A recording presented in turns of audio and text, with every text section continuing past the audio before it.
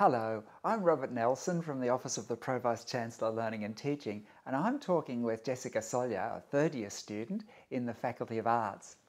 Hi, yeah, and I also work for the Faculty of Engineering. Which is ideal, because I guess that represents the two sides of Monash. Yeah, that's right. And they're not as different as the stereotypes would suggest: art's all interpretation, science all calculation. In fact, they're both about curiosity and argument, as well as information, and they're both about improving the human condition. They're resonant words, because they're in the Monash mission.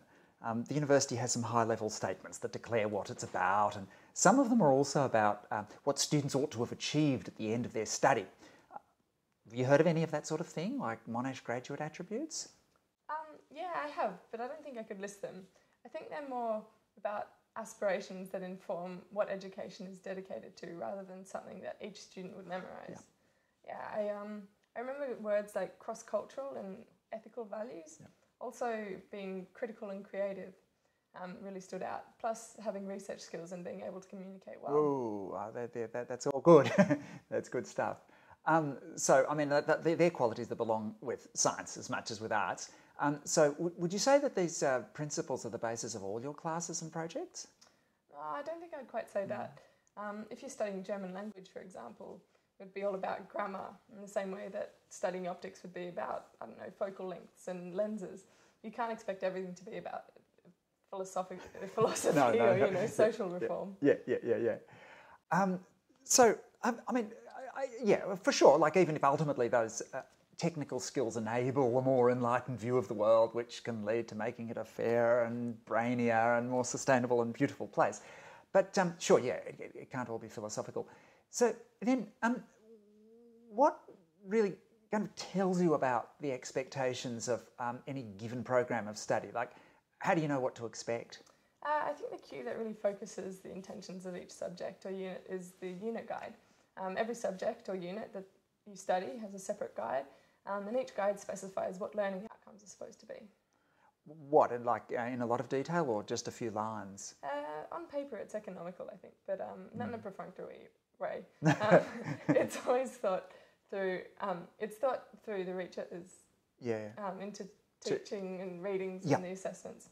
One of the lecturers explained that everything is conceived to be in alignment with everything else. Yeah, I know that idea. That we call that constructive alignment, where the objectives or the learning outcomes are aligned with the lecture content, and with all the assignments and tests and whatever's set. So I guess that the unit guide has some pretty valuable hints and information in it. I mean, you wouldn't want to ignore it or lose it. You couldn't lose it anyway. It's online. Like the Bible. Yeah, the Bible is online. So is the Quran. I believe. I mean, given that cue, do you really stick to all the recommendations in the unit guide and read it as your instructions, as if it's the voice of God? Well, I don't personally, but others may. I don't see it as a sort of a prescriptive guide, more as an outline or a picture that, of the possibilities or a framework that I can be inventive within. Yeah, so there's room for imagination. Yeah, personally, I look for it. I love the opportunity to produce my own angle within a set challenge. I'm interested in other people's views, like the lecturer or the readings, but I want to establish my toehold for my own reasons. The same thing happens in class. I get a strong feeling that a lecturer or a tutor is pushing subject matter or an interpretation, but it isn't necessarily the bit I'm really interested in. Yeah, I can imagine. So, like, you have an independent reason to take an interest in the area. Yeah, that's right.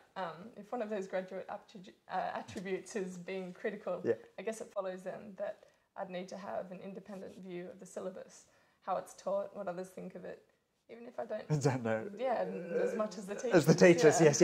So, I mean, that's all very well, but we just agree that all of the outcomes are specified in the unit guide and they line up with the assessment. So, like, if you've got a contrary interpretation of the topic, doesn't that mean that you'll jeopardise your performance in the assessment? Yeah, I mean, potentially. I guess it really depends on the context. My lecturers and tutors are tolerant, and some specifically encourage diverse interpretations. They want me to write in my own voice and with my own independent interests and enthusiasm shining through. I guess they're after a kind of authenticity rather than like dull regurgitation. Yeah, it makes me think that my old lecturers and tutors who put up with my wayward interpretations were honouring the graduate attributes of me trying to be critical and creative. Leave that aside. But they wouldn't always welcome it, would they? Perhaps not always. I mean, everything in moderation. Sometimes you have to know when to stick to the brief, like with the German grammar. Yeah, sure. And I guess it's a pretty important skill to be able to follow what's asked of you. Yes, yeah, absolutely. But I've never felt like an automaton, just sort of mechanically doing what's being asked of me.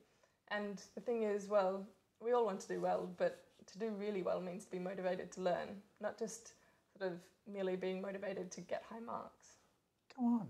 Well, that being what you become interested in isn't always what you get good marks in. Right. What's rewarding to me, what's rewarding to think about and talk about, that for me is the soul of study. Yeah. For me, the personal benchmark is conversation, how much you get out, how much talk you get out of it. Beautiful. That's beautiful. Yeah, results. not necessarily the results. Yes. Yeah. So I agree. And you know that you're really into a topic when you want to talk about it. You know, like when you want to show someone else how something works, or like what you've found out, and I guess share the insights, share the thrill. To me, that takes learning into a kind of lifelong enthusiasm. Yeah, and that's one of the reasons that I like the more conversational approach that Monash is taking. Jessica, thanks for that endorsement. Conversational, that's us, and I hope that it will continue to work for you. I'm sure that it will. Thank you. Bye. Ciao.